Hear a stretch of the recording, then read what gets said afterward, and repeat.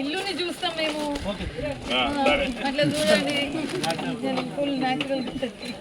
Okay all the best మంచిగా ఉండండి సంతోషం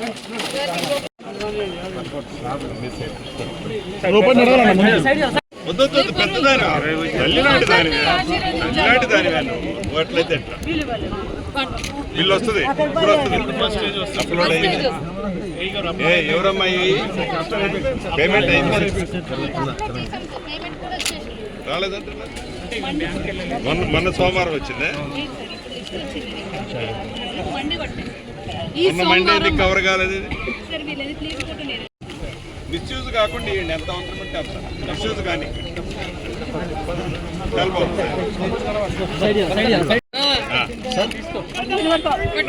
అక్కది మా ఆడబిడ్డది మేడం కొంచెం తొందర పూర్తి చేసుకో ఎంత వచ్చిందో మేడం కొంచెం ముందుకు రాదా మేడం అప్లై చేశారా సోమవారం నాడు వస్తాయి ప్రతి సోమవారం నాడు నీ డబ్బులు వస్తాయి నువ్వు ఎంత తొందరగా ఏ దాపైనా అక్క మీకు ఇస్తుంది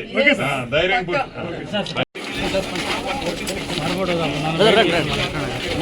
okay okay side side What about remaining?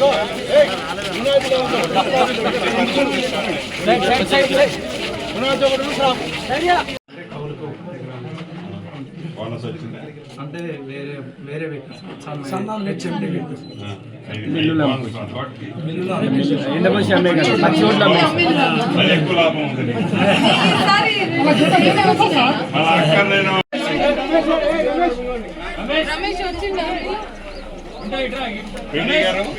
ఎంత వస్తుందండి? తెలంగాణ రాష్ట్రంలో వచ్చి సంవత్సరంన్నర పూర్తయింది. ఈ తెచ్చుకున్న ఇందిరమ్మ ప్రభుత్వంలో అభివృద్ధి సంక్షేమాన్ని రెండు కళ్ళలా పేదవాడే ఏజెండాగా ఈనాడు ఈ ప్రభుత్వం పనిచేస్తుంది. దానికి తెలంగాణ రాష్ట్రాన్ని 8,19,000 కోట్లు ఆనాటి ప్రభుత్వుడు 10 సంవత్సరాల పరిపాలనలో అప్పులు చేసి పోస్తే ఆ అప్పులు అసలు మిత్తి ప్రతి నెల 6,500 కోట్లు కడుతూ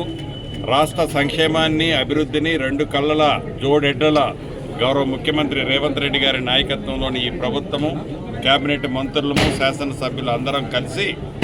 ప్రజలకు ఇచ్చిన వాగ్దానాలు ఒక్కొక్కటి తీర్చుకుంటూ ఈనాడు ప్రజల మధ్యనే ప్రజల సమస్యలు పరిష్కారం చేస్తూ ఈ ప్రభుత్వం ముందుకు నడుస్తుంది. దాంట్లో భాగమే బియ్యం ఇచ్చే కార్యక్రమం కానీ రేషన్ కార్డులతో పాటు సభ్యులని కార్డులో ఎంటర్ చేయటం కానీ, అదే రకంగా ఇందిరమ్మ ఇళ్ళు కానీ, రైతు భరోసా కార్యక్రమం ద్వారా ఆనాటి ప్రభుత్వం ఎకరానికి 10,000 రూపాయలు ఇస్తే ఇందిరమ్మ ప్రభుత్వంలో 12,000 రూపాయలు ఇచ్చే కార్యక్రమాన్ని వడివడిగా ఈనాడు ఈ కార్యక్రమాన్ని చేపట్టి ఇవ్వటం జరుగుతుంది. అంటే ఎంతటికీ కార్యక్రమం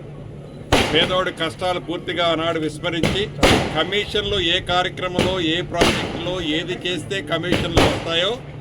ఆ కమిషన్లు వచ్చే ప్రాజెక్టులు స్కీములే ఆనాడు ప్రభుత్వం చేస్తే ఈ ప్రభుత్వం కమిషన్లు కాదు కావాల్సింది పేదోడి కన్నీరు తుడిచే కార్యక్రమం కావాలని ఈ ఇందిరమ్మ ప్రభుత్వంలో సంక్షేమ కార్యక్రమాలు పేదవాడికి మంచి జరిగే కార్యక్రమాలు చేపడుతూ ముందుకు పోతున్న దిశలో రాబోయే ఏ ఎన్నికలు వచ్చినా రాష్ట్ర ప్రజలంతా ఇందిరమ్మ ప్రభుత్వానికి అండగా ఉన్నవారికి పూర్తి మద్దతు ఇవ్వడానికి సిద్ధంగా ఉన్నారని, ఆనాడు అధికార దుర్వినియోగంతో కోట్లాది రూపాయలు సంపాదించి ఆ కోట్లాది రూపాయలని ఈనాడు సోషల్ మీడియా ద్వారా ఉన్నది లేనట్టు లేనిది ఉన్నట్టు చిత్రీకరించుకుంటూ ఆనాడు వారు చేసిన తప్పులని ఒక్కొక్కటి పుట్టలో నుంచి పాములు బయటకు వస్తున్నట్టు ఒక్కొక్క తప్పు బయటకు వస్తుంటే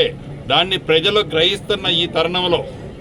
ఆనాడు పరిపాలించిన ప్రబుద్ధులు దీన్ని వక్ర మార్గంలో ఇంకొక రూటులో డైవర్ట్ చేయడానికి ఆ అక్రమంగా సంపాదించిన డబ్బుతో సోషల్ మీడియా ఇతరత్రా వాడి ఒక అభూతి కల్పన కల్పించాలని తాపత్రయపడే వారి శిష్టాన్ని చూస్తుంటే చాలా ఆశ్చర్యమేస్తుంది. దొంగ ఎవరు అంటుంటే తనకెళ్ళి తను మర్చిపోయి ఎదటకి చూపిస్తూ